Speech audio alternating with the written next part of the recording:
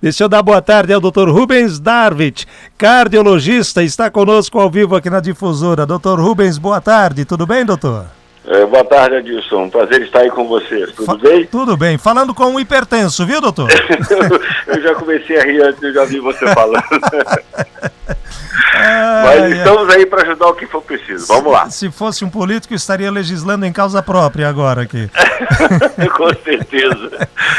Dia 26, terça-feira. A propósito, deixa eu informar aqui aos nossos ouvintes, hoje sexta, segunda-feira e terça e talvez até quarta-feira, nesses 4 dias à tarde aqui, a gente vai falar muito sobre hipertensão. Sabe por quê? E o doutor vai confirmar pra gente que muita gente tem a pressão arterial alterada, ou seja, alta, é hipertensa. Muita gente é hipertensa e nem sabe que é hipertensa. Corre um risco danado e não sabe que está correndo esse risco. E a gente precisa alertar, né, doutor?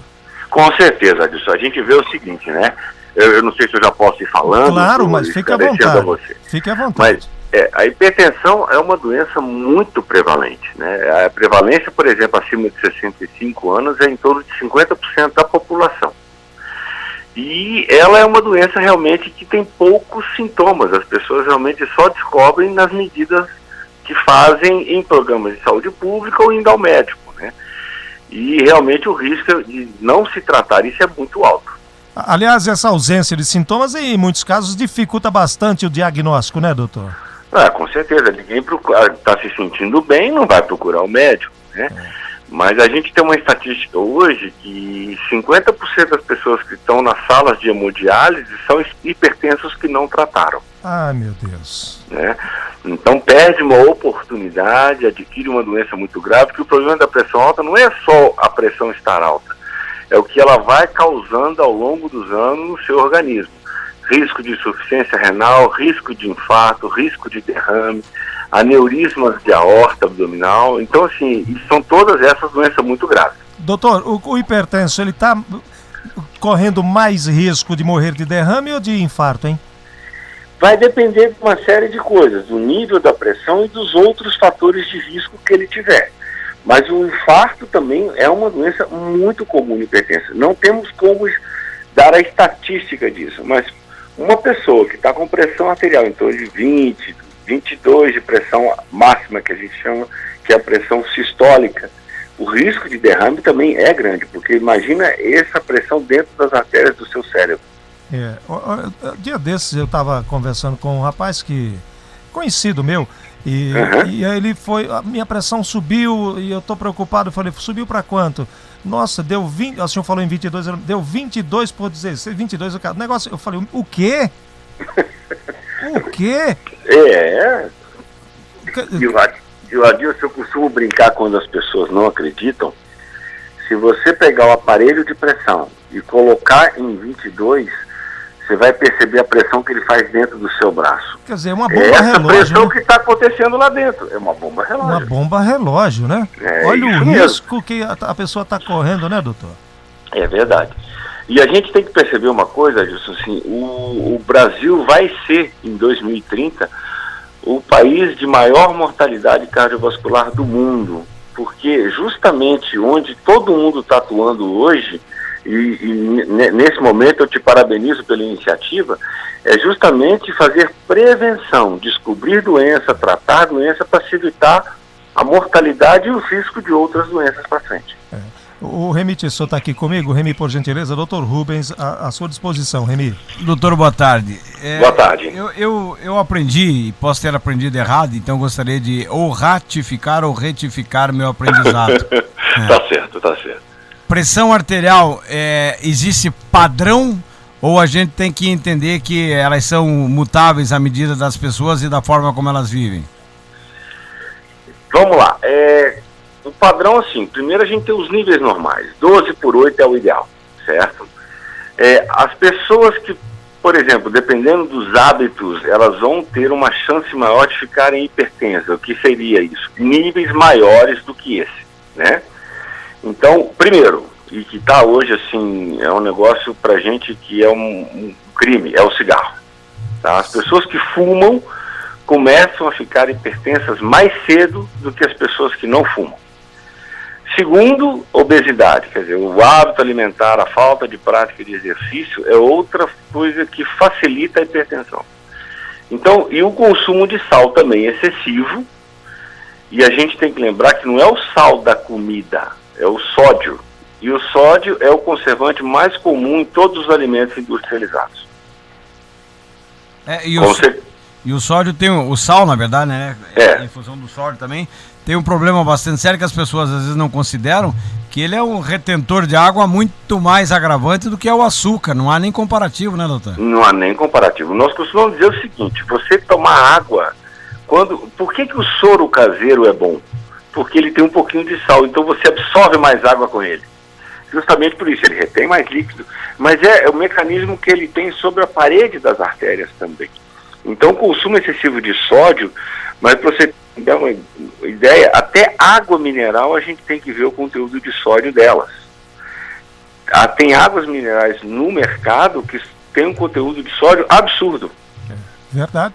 A gente tem que, desculpem, aproveitando esse gancho do doutor, porque muita gente toma água mineral, vai comprando como se a água fosse tudo igual. Não é tudo igual.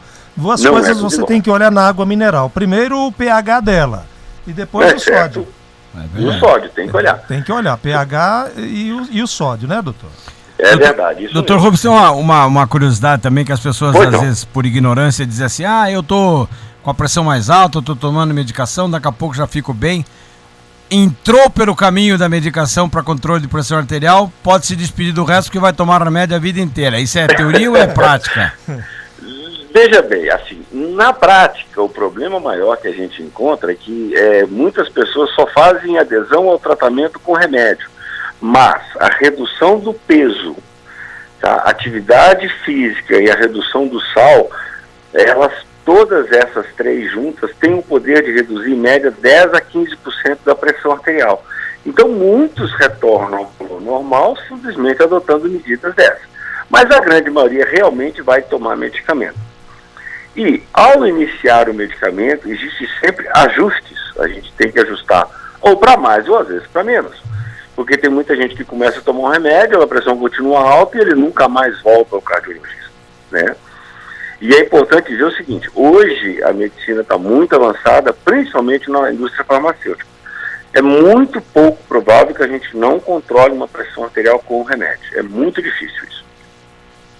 Doutora, minha mãe tem 81 anos e ela sempre diz assim, se matar tá bom, o duro é se deixar torto. E essa é uma preocupação, né? Olha, muita gente fala isso, doutor, hoje morreu, não tenho medo de dar trabalho, como ele diz. Mas não é verdade, doutor? A gente brinca, mas é sério, se morrer, morreu, mas e aí? E se ficar lá, puxa a perna, né? Isso. Fica com uma gama sem tamanho de problemas, tudo isso faz parte, né, doutor? Faz parte, você sabe que eu brinco muitas vezes quando o paciente fala que não vai tomar um remédio, eu pergunto, você consegue amarrar o sapato só com uma mão? Né? Então, assim, a gente tem que estar atento para isso. E o que acontece? Infelizmente, hoje, a gente vive 80 anos, vive 90 anos, justamente pelas conquistas que a medicina trouxe para todos nós. Desde a vacina até tratamento de hipertensão. Né? Isso é importante a gente trazer isso como uma tecnologia que nós desenvolvemos, que nós podemos aproveitá-la. Doutor, a hipertensão ela é hereditária, não? Sim, normalmente assim, não quer dizer que só quem tem pais hipertensos vai ser as únicas pessoas que vão ter. Mas quem tem parentes de primeiro grau hipertenso tem mais chance que os outros de ter. Tem mais chances. Mais chances. Cada dia que passa, mais jovens estão tendo pressão arterial elevada, alta? Muitos, viu? A gente costuma ver, assim, não é uma coisa muito frequente, mas a gente está vendo uma pressão em pacientes mais jovens, sim. Eu acho que vai muito do estilo de vida, estresse, consumo excessivo de sódio, igual a gente comentou, cigarro é muito comum também, mas infelizmente a gente está vendo sim. E essa alimentação que essa meninada adora também, né, contribui bastante, né? Olha, e eu vou te falar, a gente não fala nem só da experiência de dentro de casa, não, mas é extremamente comum os hábitos alimentares ruins, infelizmente, porque a gente, num país como o nosso, com tanta agricultura, com tanta coisa boa que a gente produz, a gente tem que comer porcaria, né? É verdade. Eu queria que o senhor ressaltasse aqui a importância das caminhadas, do exercício físico, né? Eu falo caminhada porque é meu esporte preferido. e tem me ajudado bastante nesses 20 anos, depois da descoberta da pressão arterial elevada. A importância para as pessoas da caminhada, doutor, para equilibrar, para ter uma vida normal, mesmo sendo hipertenso, doutor. Com certeza. O que é importante é assim, se é hipertenso e está medicado, tem que fazer atividade física também. Atividade física é bom para o sistema cardiovascular. Quando eu falo isso, eu falo coração e vasos sanguíneos, né? Então, assim, a caminhada é um exercício extremamente saudável, muito bom, tem que ser feito de 3 vezes por semana no mínimo, e no mínimo 30 minutos. E é uma caminhada que eu costumo dizer de passos rápidos, não caminhada de olhada de vitrine, né? Anda um pouquinho, anda um pouquinho. Tem que ser exercício contínuo. Mas é extremamente saudável, prolonga a vida. A gente sabe que as pessoas que fazem atividade física regular, principalmente caminhadas, bicicleta, corrida, elas têm uma longevidade maior. Isso não tenha dúvida. Doutor Rubens, a gente pode tratar de muitas exceções, mas existem regras que são básicas. Quando o senhor fala a respeito do tabagismo, o tabagismo é uma regra básica para se ter problemas um pouco mais à frente? Ou a gente ainda pode teorizar que ele é exceção, que acontece com um, não acontece com outro? Não tem como fugir muito disso não, né, doutor Rubens? Não é disso. A gente costuma dizer o seguinte, a Organização Mundial de Saúde, ela colocou em 2002 os 10 fatores que mais matam as pessoas no mundo. Aí você vai colocar água potável, falta de aleitamento materno, mas dentre essas 10, 4 são risco cardiovascular. Colesterol alto, obesidade, tabagismo e hipertensão.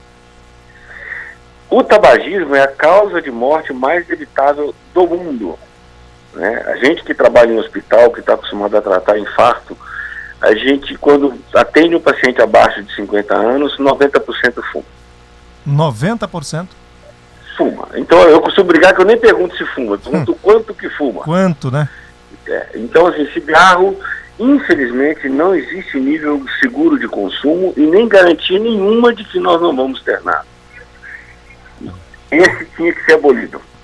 Doutor Rubens, o pulmão é um órgão, abro e fecho aspas, regenerativo. Ele passa por um processo até meio de decomposição com essa história de nicotina e de todos esses problemas. Para-se de fumar por um período. Há uma teoria de possibilidade que a coisa reencontre um caminho novo, ou aí já há um prejuízo de tal forma que também a dificuldade vai acontecer? Assim, o pulmão, tudo que você levar para dentro dele, ele não vai limpar mais, vamos dizer assim. Todo mundo brinca assim, doutor, eu já parei tem 10 anos, meu pulmão está limpo. Não está limpo, aquilo que se fumou está lá. Né? O que acontece com o pulmão? Ele não vai se regenerar. O que vai acontecer com a pessoa que para de fumar é que ele para de continuar estragando o pulmão dele, né? Então, o que acontece? Como é que seriam os riscos? Quem para de fumar hoje, para ter o risco de não ter infarto, igual uma pessoa que fuma, demora 2 a 3 anos. Para ele não ter risco de câncer de pulmão, igual uma pessoa que não fuma, 15 anos. Então, cigarro, assim, entrou, vai ficar com a gente. Nossa. Doutor Rubens, o meu sogro era médico e faleceu inclusive com um efizema pulmonar. E ele sempre fez a orientação no sentido de que era muito terrível o momento que aquilo se manifestasse de uma maneira mais aguda. E eu devo dizer que sim, porque já na fase terminal, eu às vezes fazia higiene, dava banho nele e tudo, e ele pedia para parar inclusive o banho na metade, porque ficava cianótico, precisava repor um pouco da respiração, ter uma condição de fazer alguma coisa diferente.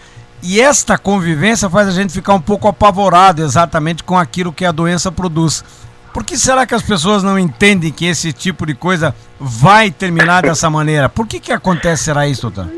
Eu não sei, Alice. Eu acho que as pessoas, elas acham que só acontece com o vizinho, não acontece com elas. Dá essa impressão, só pode ser essa explicação. Porque não tem como escapar, é uma coisa que está clara, né, doutor? Está claro. Eu brinco sempre o seguinte, o cigarro pode tardar, mas não falha. Verdade, é isso mesmo. É isso aí. Doutor, prazer recebê-lo aqui, viu, doutor Rubens? Um grande abraço. Muito grande. Muito obrigado, grande. Foi um prazer todo falar com vocês. Abraço a todos os ouvintes aí. E estamos sempre às ordens. Muito obrigado, hein? Tchau. Tchau.